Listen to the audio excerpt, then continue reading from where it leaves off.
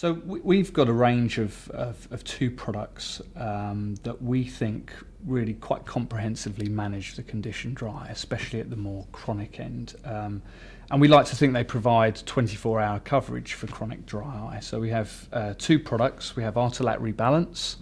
And the strapline really for that product is staying power with clear vision. One of the things that patients spoke to us about was the importance of a product that was longer lasting, so they didn't have to apply the drops too often. And also, but something that was enable them to have clarity of vision and didn't affect them in their day-to-day life, be it reading, driving, etc. So that's a great product for the daytime. And then for the nighttime, we have a product called Nighttime Gel, which, as the strapline, seals in moisture for additional protection. And that's for either those with really severe symptoms or people who want some additional protection later in the evening and at night, where they can only apply it obviously before they go to sleep. And it's a really good product that's slightly more viscose, which means that there could be some blurring of vision, but when you're asleep that doesn't matter too much. It is extremely common, and it is common to the point of affecting, in terms of symptoms, probably up to 4 out of 10 adults across at least Western societies where any research has been done. Okay. What are the sort of risk factors? I mean, age, gender? Yes, it's true that the older patient is more likely to suffer the symptoms of so-called dry eye or evaporative dry eye syndrome, largely because the quality of the tears that they produce is not quite as good as it would be in a much younger patient. Okay, fine.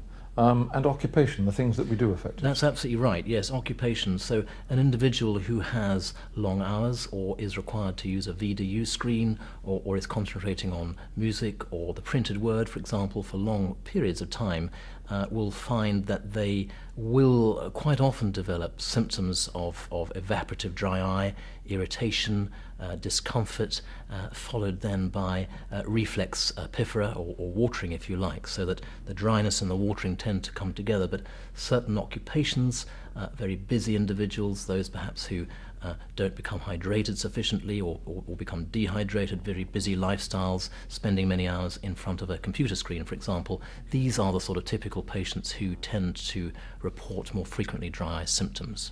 To actually have an understanding that we're trying to think about the blepharitis first of all, to actually think about some sort of strategy to reduce the inflammation before we even get on to replacing the tear film is very useful. So in fact, that will change my practice. I will now be looking at patients with dry eye and thinking, first of all, let's think about the simple things to try and reduce the blepharitis before we even start throwing eye drops on top. Does it then follow that a watery eye can be actually part of a dry eye syndrome?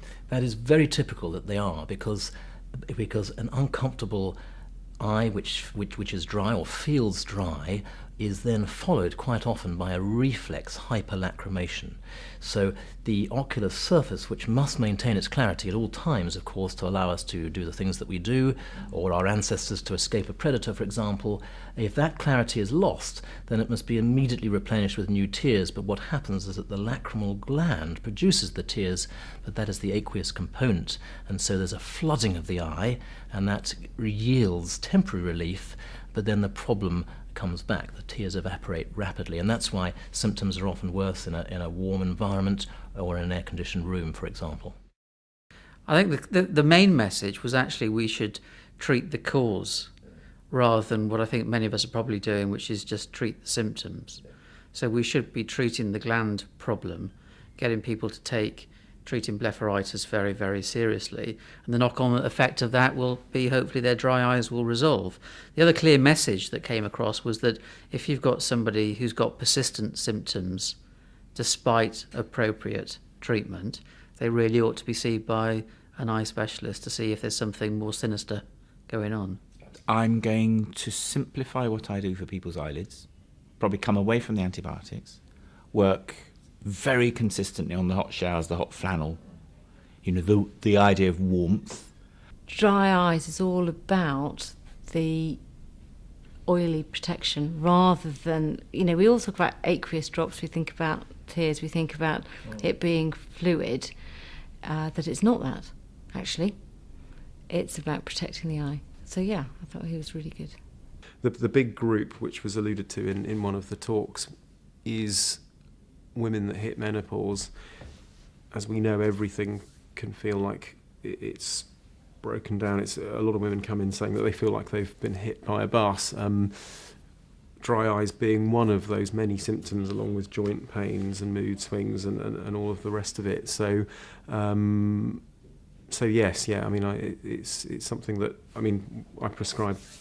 Yeah, my prescribing figures would show that most of my patients of a certain age with eye problems do have that on their repeats.